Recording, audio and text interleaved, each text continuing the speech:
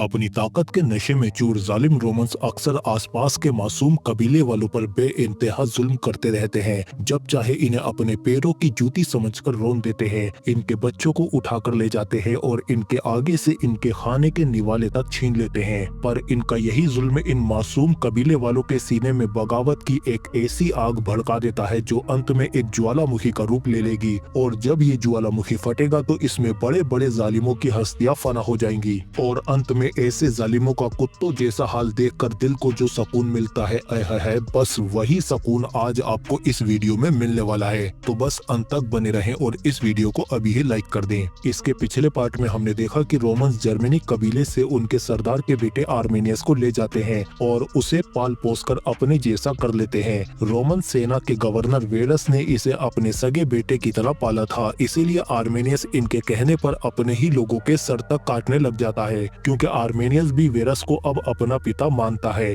इसीलिए सही वक्त आने पर वेरस आर्मेनियस से कहता है कि जर्मनी कबीले में बगावत के सुर उठने लगे हैं, जिन्हें कुचलना बहुत जरूरी है, इसीलिए जाओ और उनके सर काटकर मेरे पास लाओ। शुरू में तो आर्मेनियस ऐसा ही करता है, ये अपने लोगों की परवाह किए बिना ही इन सब पर रोमन्स के आदेश थोपने लगता है। ये ना अपने सगे पिता की सुनता है और ना ही अपने कबीले के दोस्तों की परवाह करता है। पर वक्त के साथ साथ आर्मेनियस को एहसास हो जाता है कि वो गलत के साथ है और इसी बीच एक ऐसा लम्हा आता है जब इसे अपने बचपन के दोस्त फोकविन का सर काटना होता है। पर आर्मेनियस अपने दोस्त के बजाय रोमन का ही सर काट देता है और रोमन्स के खिलाफ हो जाता है। पर रोमन्स की सेना बहुत बड़ी है जो अब इन कबीलों को चींटियों की तरह मसल सकती है। तो क्या अब आर्मेनियस की इस गलती की कीमत पूरा कबीला चुकाएगा? क्या इस एक सर के बदले अब रोमन सैकड़ों सर काटेंगे या फिर आर्मेनियस पूरा खेल ही पलट देगा? चलिए पता करते हैं। और फिर अब पार्ट 2 की शुरुआत में हम देखते हैं कि कबीले की पुजारन को एंसगर के जरिए आने वाली जंग की कुछ झलकें दिखती हैं, जबकि इधर काले जंगल में आर्मेनियस और फोकविन के पास थसनेल्डा भी आ जाती है। और पिछले पार्ट से हमें पता है कि ये तीनों बचपन के दोस्त हैं। और फिर थसनेल्डा आर्मेनियस से कहती है कि तुमने अपने ही साथियों को मारकर हमें बचाया। पर तभी आर्मेनियस कहता है कि इसका ये मतलब नहीं कि मैं तुम्हारे साथ हूँ। पर फोकविन कहता है कि तुम हम में से एक हो, इसीलिए हमारे साथ कंधे से कंधा मिलाकर लड़ो। पर आर्मेनियस कहता है कि ये बात अच्छे से समझ लो कि तुम रोमन से कभी नहीं जीत सकते। और रहा सवाल मेरा, तो मेरे सभी साथी मर चुके हैं और वेरस को सच्चाई बताने वाला कोई नहीं बचा।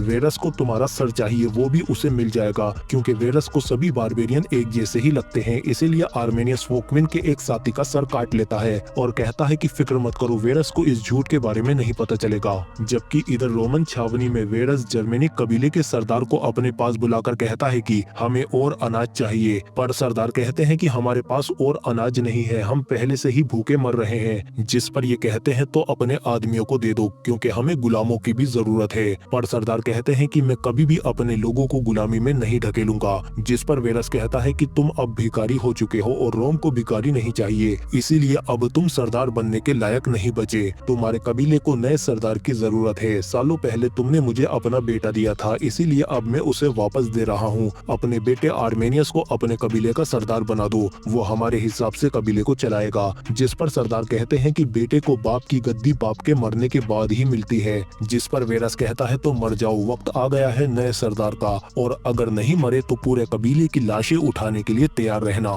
जबकि इधर जंगल में हम देखते हैं कि थसनेल्डा फोकविन से कहती है कि हमें और साथी चाहिए। जिस पर फोकविन कहता है कि अब हमारी मदद सिर्फ ब्रुकटेली कबीला ही कर सकता है। पर थसनेल्डा कहती है कि उन्होंने कुछ वक्त पहले ही तुम्हारे गले काटने की कोशिश की है और बेरुल्फ को भी मार दिया। जिस पर फोकविन कहता है कि ब्रुकटेली कबीला सिर्फ सोने की चमक और देवताओं पर यकीन करता है और हमारी किस्मत अच्छी है कि ब्रुकटेली वाले तुम्हें देवताओं का दूत मानते हैं, उन्हें लगता है कि तुम में कुछ देवी शक्तियां हैं। जबकि इधर हम देखते हैं कि आर्मेनियस वेरस के पास आकर कहता है कि ये रहा फोकविन का सर, वो खत्म हो चुका है। जिस पर वेरस कहता है कि मुझे यकीन था कि तुम मुझे निराश नहीं करोगे। पर आर्मेनियस कहता है कि इसमें मेरे सारे आदमी मर चुके हैं। पर वेरस कहता है कि कोई बात नहीं, तुमने पहले ही रोम को बहुत कुछ दिया है, इसीलिए अब मैंने फैसला किया है कि अब तुम अपने कबीले के नए सरदार बनोगे। पर आर्मेनियस कहता है कि जर्मनी कबीले के पास पहले से ही सरदार है। जिस पर वेरस कहता है कि तुम जानते हो कि जब भेड़िया बूढ़ा हो जाता है तो नए सरदार के लिए वो अपने झुंड को छोड़ देता है और तुम्हारे पिता ये बात बखूबी जानते हैं। जबकि इधर जर्मनी कबीले में सरदार मायूस चेहरे के साथ अपने कबीले में आते हैं और आखिरी बार अपने लोगों को देखते हुए दलदल की तरफ चले जाते हैं। जबकि आर्मेनियस भी तेजी से अपने पिता के पास आ रहा होता है, लेकिन इधर सरदार अपनी अपनी तलवार बाहर छोड़कर खुद दलदल में चले जाते हैं और उसमें समा जाते हैं। और जब तक आर्मेनियस यहाँ आता है तब तक बहुत देर हो चुकी होती है। और फिर इसके बाद कबीले की पुजारन सरदार की तलवार लेकर कबीले में आ जाती है, जिससे अब सबको पता चल जाता है कि सरदार मर चुके हैं और ये सरदार की तलवार को उनके खेमे के आगे गाड़ देती है। जबकि इधर जंगल में थसनेल्डा और फोकविन ब्रुकटेली कबीले की तरफ जा रहे होते हैं और इधर आर्मेनियस भी वापस अपनी रोमन छावनी में आ जाता है। लेकिन थोड़ी देर बाद ही एक सिपाही आकर इसे बताता है कि आपके जस्ते से एक सिपाही बचकर वापस आ गया है। इसीलिए आर्मेनियस फौरन उसके पास जाता है और वेरस को पता चलने से पहले ही उसे मार देता है। जबकि इधर हम देखते हैं कि रात होते होते थसनेल्डा और फोकविन भी ब्रुकटेली कबीले में आ जाते हैं और फिर जल्दी ही इन दोनों को कबीले के सरदार कुनोल्फ के सामने पेश किया जाता है। और फिर सरदार इससे कहते हैं कि लगता है कि तुम बदला लेने आए हो। पर फोकविन कहता है हाँ, पर तुमसे नहीं, रोमन से। अपने पुराने सरदार को याद करो, उन्होंने अपना सर कटवा दिया पर रोमन्स के आगे नहीं झुके,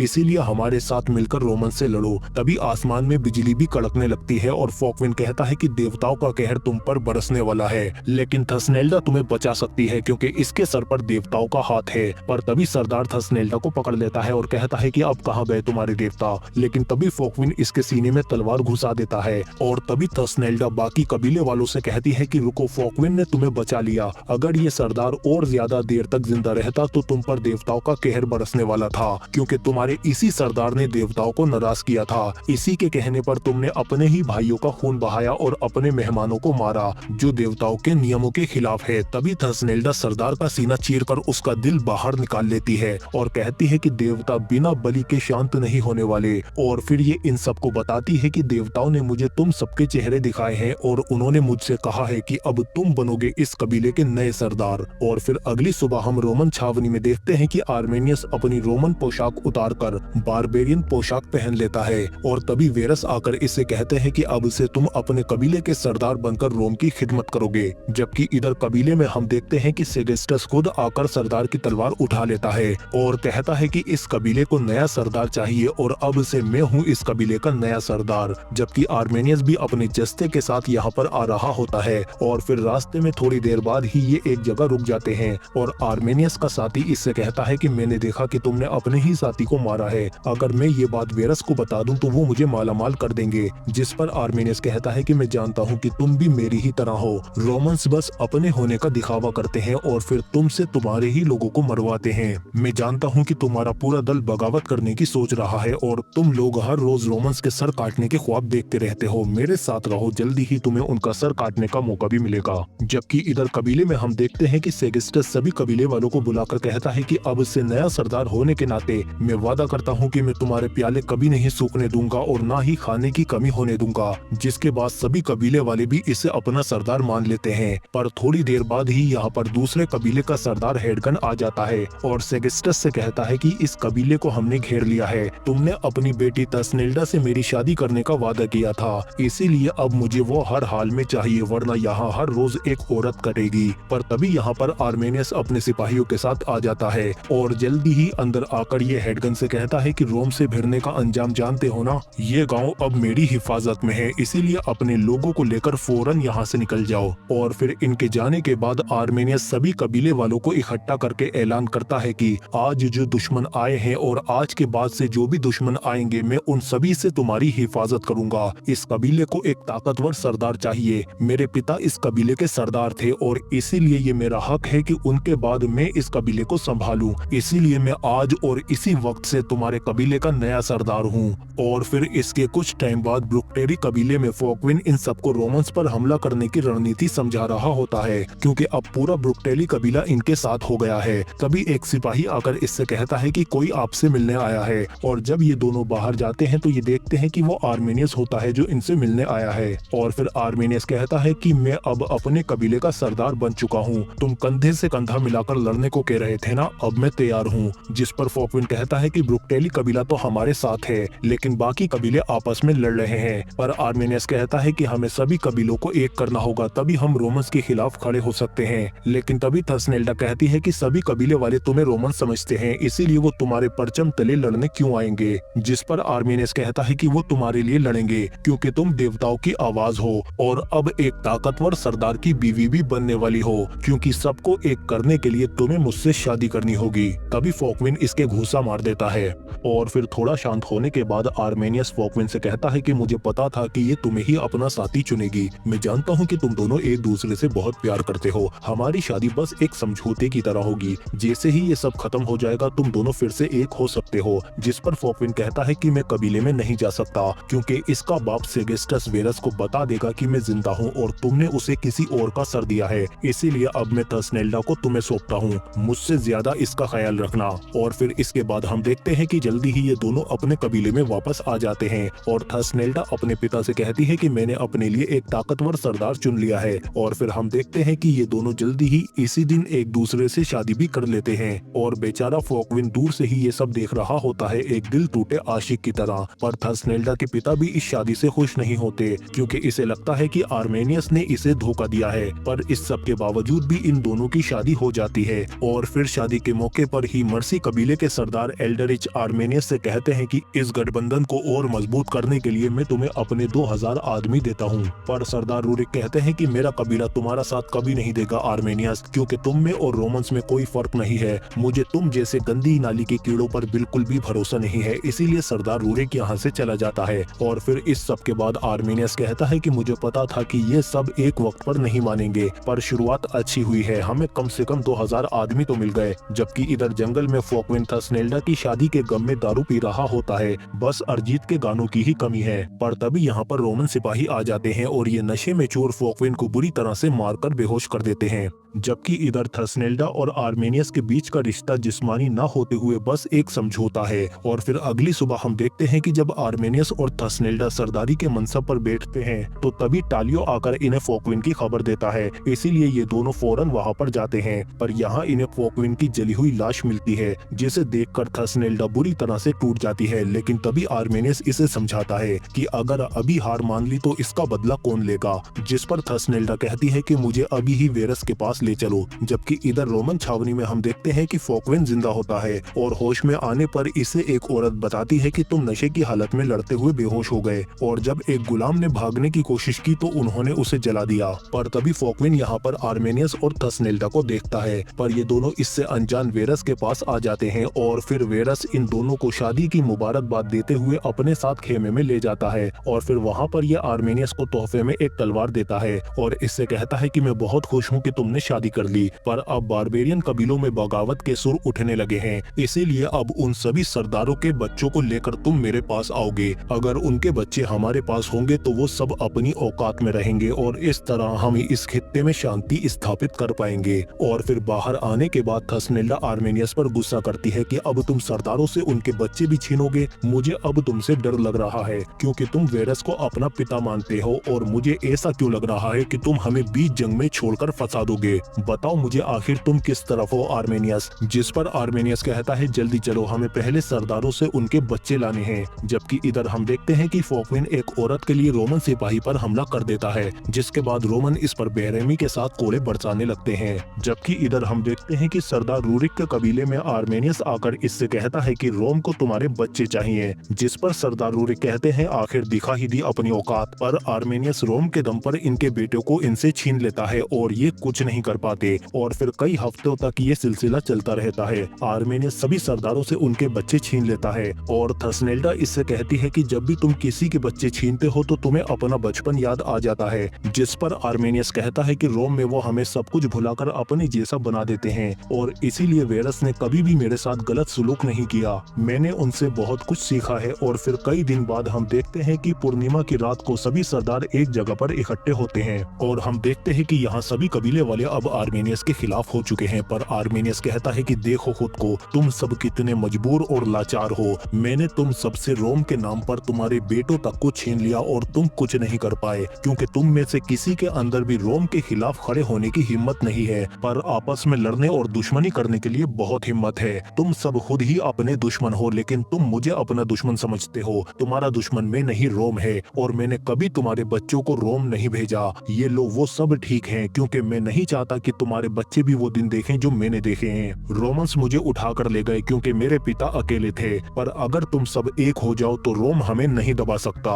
इसीलिए अब हमें एक होकर एक ताकतवर कबीला बनना होगा। अगर अब तलवार नहीं उठाई तो हमेशा गुलाम बनकर ही रहेंगे। मैं भी उनमें से एक था, उनके लिए जंगें लड़ी, इसीलिए मैं उनकी कमजोरियां और ताकतों को जानता हूँ। वो सोचते हैं कि उन्हें हराने वाला आज तक पैदा नहीं हुआ है और यही उनकी सबसे बड़ी कमजोरी है। मैं जानता हूँ कि उनमें कितना दम है, इसीलिए हम उन्हें रोन सकते हैं। अब वक्त आ गया है कि बुज़दिली की बेड़ियां तोड़कर जाबाजों की तरह खड़े हो जाओ। लड़ो अपने बच्चों के लिए, लड़ो अपने परिवार के लिए, लड़ो अपने लोगों के लिए। और हम देखते हैं कि आखिरकार सभी कबीले एक हो जाते हैं। आज आर्मेनियस ने वो कर दिखाया है जो आज से पहले कोई नहीं कर पाया। इसने सबको एक करके एक मजबूत और ताकतवर फौज की नींव रख दी है। और फिर आर्मेनियस इन्हें अपनी प्लानिंग बताता है कि रोमन सेना जल्दी ही अपनी छावनी उठाकर वेटेरा की तरफ जाएगी। रोमन्स की तीनों सेनाएं इतनी बड़ी हैं कि जब वो हमारे जंगलों से गुजरेंगी तो उन्हें एक कतार में सांप की तरह चलना होगा, क्योंकि मैं उन्हें जंगल के रास्ते पर आने के लिए मजबूर करूंगा और इसी दौरान हम इस सांप के टुकड़े टुकड़े कर देंगे। और अगर वो पीछे हटे तो हम वहाँ भी तैयार रहेंगे और सांप का सर ही कुचल देंगे।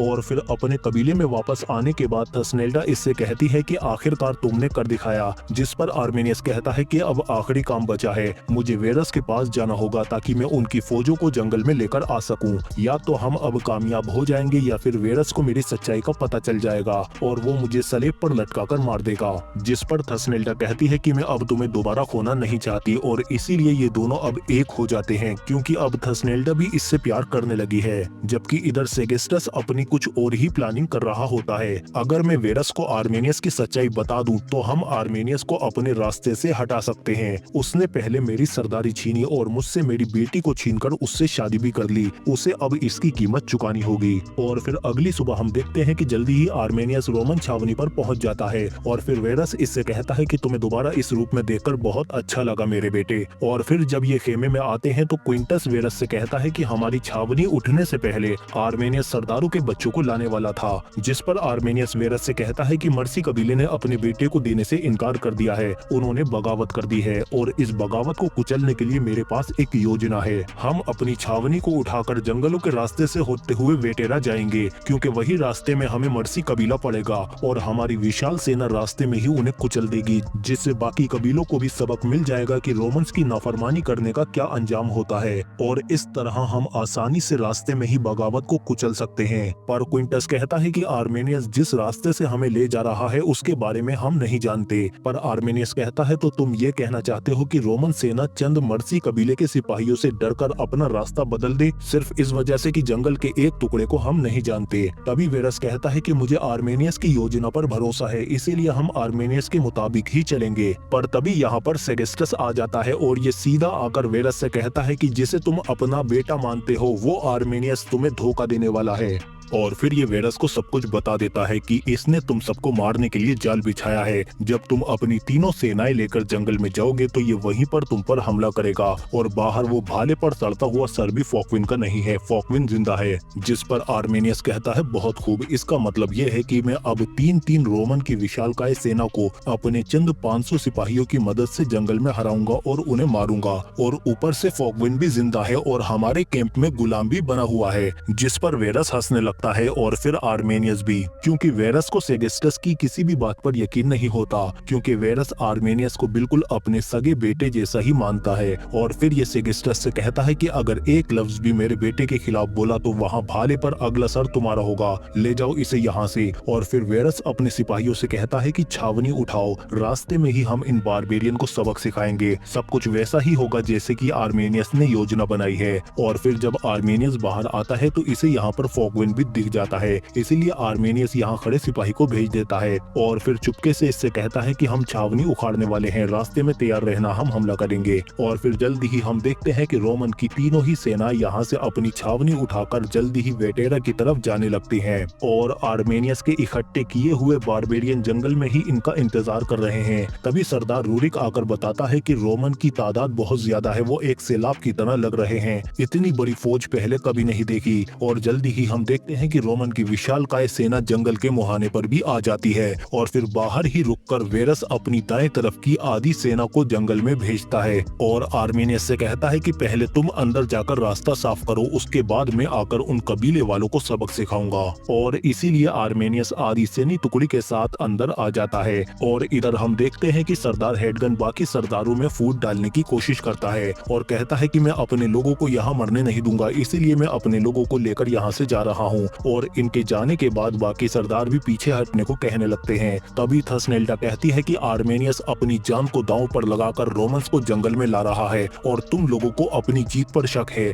इसीलिए थसनेल्डा इन सबको यकीन दिलाने के लिए अपनी दाईं आंख काट लेती है और कहती है कि देवता मुझे एक महान जंग दिखा रहे हैं जिसमें हमारी जीत पक्की है। रोमन्स की लाशें उनके खून में लथपथ हैं और कौवे उनकी आंतें नोच रहे हैं। आज के बाद तुम सभी सरदारों की बहादुरी तुम्हारी पुश्ते तक याद रखेंगी। तुम रोमन्स के सोने में नहाओगे। जिसके बाद सभी कबीले वालों में फिर से हिम्मत जाग जाती है और ये सब जंग के लिए अब पूरी तरह से तैयार हो जाते हैं। जबकि इधर आर्मेनियस अपने साथ रोमन की आधी सेना को जंगल में ले आता है और फिर जल्दी ही बारबेरियन दोनों तरफ से पेड़ गिराकर रोमन सेना को तोड़ने लगते हैं और फिर सभी कबीले मिलकर दोनों तरफ से इन रोमन्स पर भूखे भेड़ियों की तरह टूट पड़ते हैं और इन्हें बड़ी ही बेरहमी के साथ मारना शुरू कर देते हैं। अचानक हुए हमले से रोमन संभल नहीं पाते और बारबेरियन कबीले रोमन्स को जिंदा ही जला देते हैं। आखिरकार आर्मेनियस की चाल का पहला पड़ाव तो कामयाब रहा, पर जब अंदर आते हुए वेरस को इस हमले की खबर मिलती है तो वेरस कहता है कि जल्दी ही बाहर खुले मैदान में चलो, यहाँ और ज्यादा रुकना खतरनाक है। जबकि इधर जंगल में हम देखते हैं कि आर्मेनियस भी अब अपने रोमन सिपाहियों को खत्म करके थसनेल्डा के पास आ जाता है और फिर थसनेल्डा इससे कहती है कि सब कुछ वैसा ही हुआ जैसा तुम चाहते थे। जबकि इधर हम देखते हैं कि वेरस अपनी बची कुची सेना के साथ बाहर खुले मैदान में आ जाता है और बाहर आकर वेरस देखता है कि इसके रोमन सिपाही अंदर से जलते हुए बाहर आ रहे हैं और तभी उनके पीछे से सभी कबीले एक मजबूत फौज बनकर इनके सामने आकर खड़े हो जाते हैं जिसका लीडर आर्मेनियस है। और फिर जल्दी ही अपनी अगली चाल में ये रोमन्स को आग के जरिए टुकड़ों में बांट देते हैं। शानदार रणनीति, अपनी सेना की बनावट कभी मत बिगड़ने दो और दुश्मन की सेना की बनावट को तहस नहस कर दो। और अब सभी कबीले पूरी फौज की तरह इन रोमन्स पर टूट पड़े हैं क्योंकि बरसों से इनके सीनों में जलती हुई चिंगारी अब एक ज्वालामुखी का रूप ले चुकी है जो रोमन्स के ऊपर एक कहर की तरह फूट चुका है। आज रोमन के खून से बारबेरियन अपनी जमीनों को फिर से आबाद करेंगे क्योंकि अब दुश्मन का खौफ इनके सीनों से खत्म हो चुका है। और तभी जंग के बीच में थसनेल्डा देखती है कि फोकविन भी जिंदा है। आज आर्मेनियस ने इस जंग में साबित कर दिया है कि आपकी सबसे बड़ी ताकत अपने दुश्मन की कमजोरी को पकड़ना और अपनी पूरी ताकत से उस कमजोरी पर हमला करना है। जो रोमन्स कल तक इन बारबेरियन पर जुल्म करते थे, आज उनकी लाशें उन्हीं के खूनों में सनी हुई है। और वेरस ये सब देखकर पूरी तरह से टूट चुका है क्योंकि जिसे ये अपने सगे बेटे से ज्यादा चाहता था उसने ही इसकी पीठ में खंजर घोंपा है। और यही आर्मेनियस की सबसे बड़ी ताकत और वेरस की सबसे बड़ी कमजोरी थी कि इसने आर्मेनियस पर भरोसा किया। इसीलिए वेरस खुद ही अपने आप को अंत में खत्म कर लेता है और बारबेरियन को जीतता हुआ देखकर आखिर में हेडगन भी अपने लोगों के साथ आकर रोमन पर हमला कर देता है। आखिरकार बारबेरियन जीत जाते हैं और रोमन की इतनी बड़ी सेना हार जाती है। पर थसनेल्डा देखती है कि वेरस की मौत से आर्मेनियस का कलेजा भी फट चुका है। इसीलिए यह आर्मेनियस को समझाती है कि वेरस ने सिर्फ तुम्हारा इस्तेमाल किया है, तुमने एक बहुत बड़ी जंग जीती है, लोग तुम्हारी कस्में खाएंगे, अब तुम इन सभी कबीलों के सरदारों के राजा बनोगे और मैं तुम्हारी रानी।